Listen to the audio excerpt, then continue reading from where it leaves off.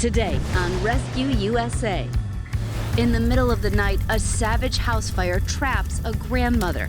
So I just laid on the floor thinking there was no way out. I couldn't get out. Until a deputy comes running. Is there anybody in there? Yes. There's somebody in there? And later, when a giant blaze starts right behind a pet store, The first thing we thought of was the puppies. strangers step up and rush to the rescue. It was amazing how an experience like that could really bring people together.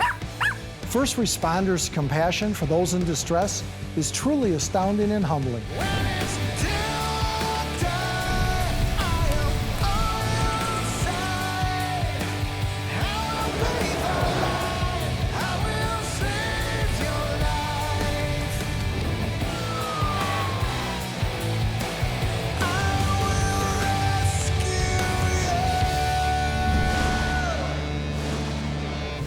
The sound of a smoke alarm is not something any of us really want to ever hear, especially when we're asleep. But the screeching voice of that little sensor of safety is the warning sign that saves countless lives every year. But as one family in Texas soon found out, it's not just the smoke alarm alone that saves lives, it's the first responders. Baytown, Texas is a growing city of 80,000. It's about a 25-mile drive east of Houston and sits nestled on the Galveston Bay, tucked just inside the Gulf of Mexico. It's special, I think, because of the people. The people here are very nice, very friendly. There's plenty of things to do here in the Baytown area, and I think that's what draws people here. For proud grandmother Eloisa Martinez, Baytown has been the only home she's ever known. I was born and raised in Baytown. I was 6 months old when my parents bought this house, so I've lived here 63 years. This is home. There are 3 generations of Martinez's living together, and for them, the night of March 7th, 2019 seemed pretty routine, with one exception. Bernie, my husband, was going to have back surgery the next day, so we were just getting things ready and we were going to bed. Though all of the family was sound asleep, they were awakened by a disturbance in the middle of the night inside their home. I heard like blank, blank, blank. Somebody's breaking in or something. So I walked to the restroom, I checked the window, and I saw that big fire. My daughter-in-law rushed into the room and said the house was on fire, that we needed to get out. Shockingly, part of the house near the front door had erupted in flames. And we were startled, so our first instinct was to go see where the fire was, to see what we could do to turn it out. And we walked out to go see, and it was already out of control. So we went back into our room to grab whatever we could because it was cold. My wife was picking up, no, honey, forget it. Let's get out of here. Let's get out of here. Bernie is correct. It's time to go. Instinctually, some of us may react and want to save our valuables, but the most valuable possession of all is life. If you're caught in a disaster and you or your loved ones' safety is at risk, get out. Possessions can be replaced, but life cannot.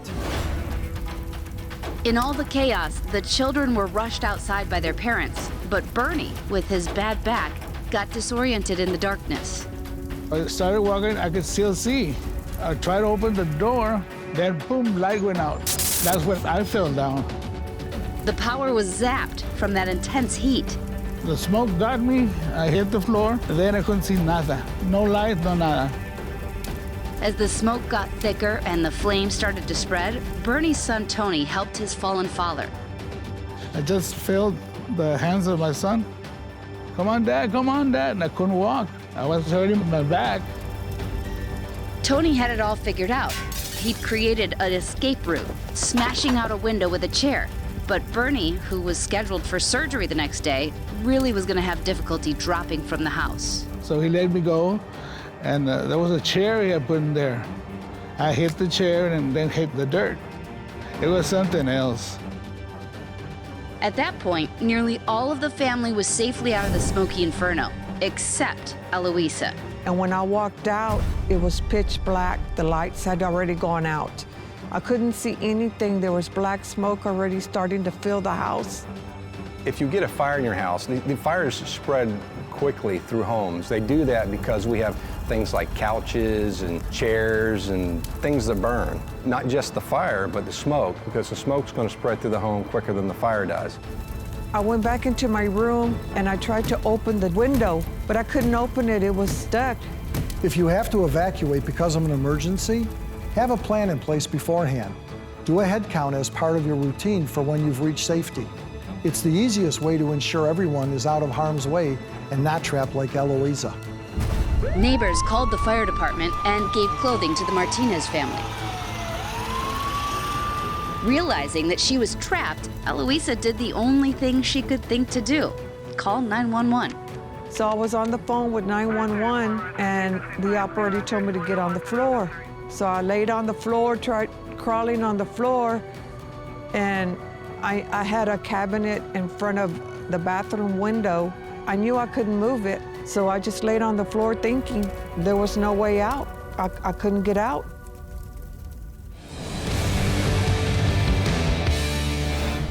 In Baytown, Texas, on March 7, 2019, a house fire broke out in the early morning hours.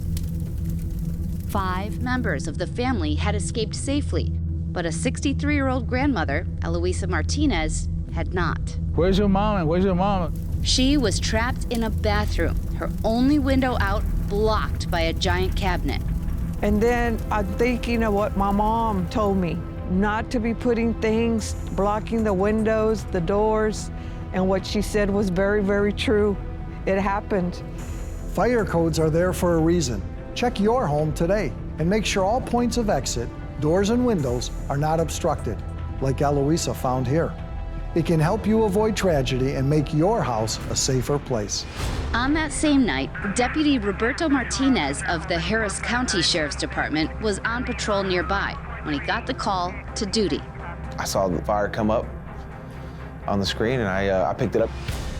The deputy was nearby, he heard the call, and within a few minutes he was there. And those few minutes made the difference. Is there anybody in there? Yes. There's somebody in there? Because the road leading to the house was narrow, Deputy Martinez parked about 100 yards away. That would leave room for fire trucks, who were soon to arrive. As he sprinted to the scene, body cam on, his 3-year stint as a volunteer firefighter would come in handy. Are you in there? You know, looking at the roof, you know, is it collapsing already?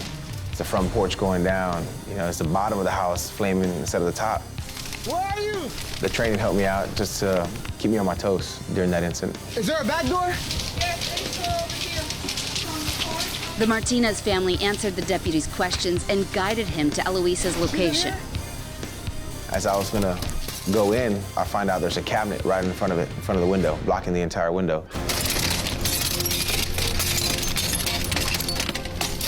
When I heard the glass break, I thought someone's here to help me. Hit cabinet on the other side, and you already can tell it's full, probably full of stuff and heavy. So I push it, it doesn't go all the way down. It just goes down to like a 45 degree, and it stays like that. Ma'am, can you see my light? He kept telling me, come to the light, come to the light. So I did. Come to me, ma'am. Come to me. I reached in, grabbed her, and just pulled her out. Just put her on my shoulder and dragged her straight out. As soon as she got on my shoulder, I felt her just like relax. Her body just dropped. So I knew that she wasn't gonna walk anywhere. So I took her down to the front of the house and tried to lay her down on the roadway. Calming a shocked Eloisa as he carried her to safety. Deputy Martinez used his training, bravery, and good timing to overcome the odds and save a life that night. Moments later, the Baytown Fire Department arrived. When they get there, they took over. They did everything. They put that fire out quick. Some were treated at the scene and released, and there were some that were transported, including the deputy who was there. I guess I was so hyped up, my adrenaline was going. You know, I wasn't worried about any smoke, but as soon as I knew my body could relax, it just all came out too. Just started coughing. The deputy and Eloisa were successfully treated for smoke inhalation at a Houston hospital. And a short while later, they had a very happy reunion. You saved my life. I was just there at the right time. You don't know how thankful and grateful I am for that. I thank him again, and I call him a hero. It's a hero, a Superman. Oh, definitely not like a hero status. I think it's just maybe like a little guardian angel who's just there at the right time, doing the right thing. With the grace of God and Deputy Martinez, they saved me. Officer Martinez is an angel for carrying me out, rescuing me, and taking me to safety. The reaction to help isn't necessarily something that can be taught. To many, it's just instinct. They see something bad happening, and instead of running away, they run into the danger. That's the nature of our first responders. So when a fire broke out in a warehouse right next to a pet store in Connecticut, many people didn't think twice about what to do. They just reacted, saving the lives of dozens of animals. With a population of 80,000, Danbury is the 7th largest city in Connecticut and one of the most diverse cities in the country. One of its beloved businesses is Puppy Love, a local landmark for 25 years owned by Nancy Silverman and her husband, Sean. Over the years, we have had people come back for second, third, and fourth dogs, believe it or not, because we do give personal attention to people, and we do have a large variety of adorable puppies. One evening, Nancy and her employees closed up shop like normal, and then they went home. Across the street, good friends Jonathan Villa and Eric Walsh were celebrating their new business venture at a popular restaurant. So we went out to have a nice dinner. We had our laptops with us. We were getting some work done. And then one of the waitresses came over and said, the building next door is on fire. So we went outside and you just saw flames like 30 feet in the air. A warehouse fire was spewing flames, billowing massive plumes of smoke directly behind the pet store. Dispatch received a phone call from people on scene stating that there was a fire on the roof. We went out to the rig, got dressed, started heading out the door. We got a call that there were huge flames behind our store. The first thing we thought of was the puppies, the puppies. Thinking the exact same thing, Eric and Jonathan leapt into action. We started thinking, wow, that's a bunch of puppies, it's late, you know what I mean? Like, somebody's got to do something. Motivated to help, they rushed over to a group of people that were literally trying to break into the store. Turtle Defense ran over there. People had grabbed like a statue and were trying to use the statue to ram the glass open. And it just got to the point where I was just getting a little anxiety and terrified that, like, what if we don't get these dogs out? The compassion these people showed for the animals in distress is truly astounding. It's not a thought, it's a reaction. To want to help those in need, that's the calling of a true hero. En route to the call, Lieutenant Miguel was struck by the scope of that blaze.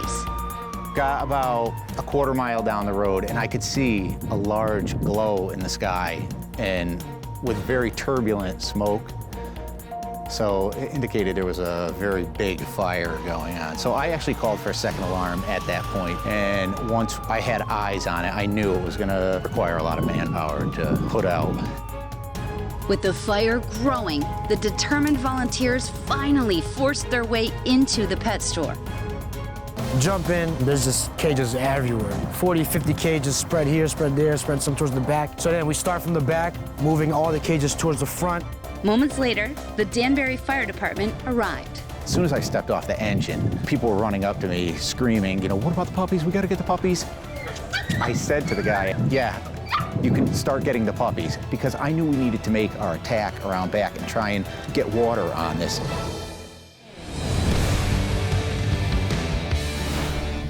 On the night of January 3rd, 2019, a large fire broke out in a small warehouse in Danbury, Connecticut. The flames were merely a matter of yards from a beloved pet store. It was terrifying because we knew we had 86 puppies in the store at the time. So when we heard the word fire, we didn't know until we got here that the flames were very, very large. It was housing almost 90 puppies. I mean, that's a lot of lives to actually get out of there.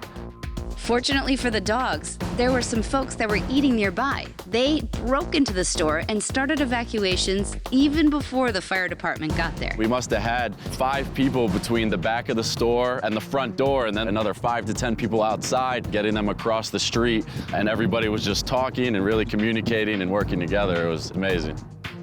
Our job is basically to go in, force open any doors, and we normally search for victims. When we got to the front door, we were met by like 20 people inside the store, and they were trying to pull dogs out, and it was very chaotic. There was puppies and there was people everywhere. It was just, you know, out of the ordinary for us. It was just so unusual. I'm born and raised here, and I mean, it's a pretty strong community, and they weren't taking no for an answer. When they were asking me, should we get the puppies? It didn't matter if I said no, step back. They were gonna get in there. While the Danbury doggy rescuers did their self-appointed duty, the fire department set up out back. They utilized an impressive amount of resources to safely contain the damage and make sure the fire didn't spread. We had about 30 firefighters. There were probably 5 or 6 engines. It took quite a few people. So we went into the store, and the civilians were doing a good job of moving the puppies out. They weren't in any relative danger at that point, so we let them continue doing that while I went around to the back of the store and I found another door. Many of us want to volunteer our services during an emergency, but it's critical to remember that our first responders are trained professionals, and they are always in charge of the scene. In this case, they allowed the citizens to help rescue the puppies, but always follow their direction. They're there to keep you safe too. So when we got them all out the front door, I mean, the street was blocked off at this time. You could see the flames from down the street, and it was smoky all over. So we had probably about 60 cages all over the road. It was just every type of dog. Came a petting zoo. Other people that ended up stopping came to help, and everyone had a part, and everybody was willing to give a hand and make sure get those dogs out of there. Inside, by the back door, firefighter Mackey was maintaining the perimeter. The door was getting hot, and the fire was actually starting to come through the door into the store. If the door melted or burnt away and let smoke and fire into the store, it would be bad for the puppies and the civilians in there, because it would have caught fire rather quickly. But he locked it down with the help from a colleague. Firefighter Croswell came over, and he had a hook on him, and we were able to loop it around the door and use that to hold it shut. By this point, all 86 puppies were safely out of the building. They were then sheltered in an empty store offered up by a neighbor, as the community came out to support the group effort. It was amazing how an experience like that could really bring people together, and you could feel it was so heartfelt in that moment, and it's just kind of seeing everybody else take action really made you want to take action and do more. It's important that in this day and age we all look out for one another, because there are so many instances when that's not the case. Yeah, we're just doing our jobs. I think the real heroes that day were the civilians. They were just enjoying a night out with their friends and family. That's not their job. And they really went above and beyond to try to help in a pretty desperate situation. It shows the caring and the humanity that they have. Awesome job saving all these puppies. The owner was just really, really thankful for everything that happened. So it was real touching, you know, and I was just glad to be able to be there and be a part of it and help. Between the firemen and the community, it was amazing what type of strength they had and what type of support we have. It was wonderful. To be able to be part of that and all it's come together collectively to do something good, definitely felt really good. It's nice to see in this day and age that people still do the right thing.